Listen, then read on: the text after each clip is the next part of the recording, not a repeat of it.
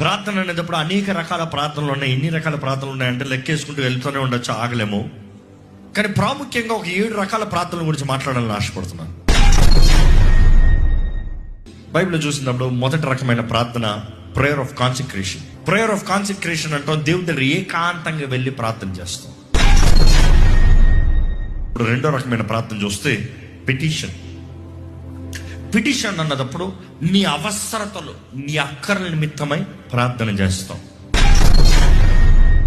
మూడోదిగా చెప్పదలుచుకుంది, ప్రార్థనలో అథారిటీ ఉండాలి, అధికారం ఉండాలి. నీ అధికారం దేవుని మీద చలాయిస్తానికి కాదు, అపవాదిని పారదోలటానికి. నాలుగోదిగా చెప్పదలుచుకుంటాను కృతజ్ఞత ప్రార్థన, థ్యాంక్స్ గివింగ్ ప్రేయర్. దేవుడు చేసినవి ఎన్నో మన జీవితంలో ఉన్నాయి. నువ్వు అనుకున్నన్ని ఇంకా చేయలేదేమో, కానీ అవి చేయాలంటే మొదటగా కలిగి ఉన్న దాంట్లో కృతజ్ఞత కలిగి ఉండు. అగ్రిమెంట్ ప్రేయర్ 5వ రకం, ఏకీభవించి ప్రార్థన చేస్తాం.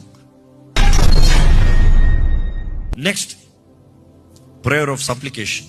నీ జీవితంలో అక్కర్లు ఉన్నాయా, ఎమర్జెన్సీలు ఉన్నాయా, దేవుడు దయ చూపించాల్సింది ఉందా, ప్రార్థన చేయి. నీ అక్కర్ల నిమిత్తమై ప్రార్థన చేయి. Petition is different, supplication is different. And next చివరిగా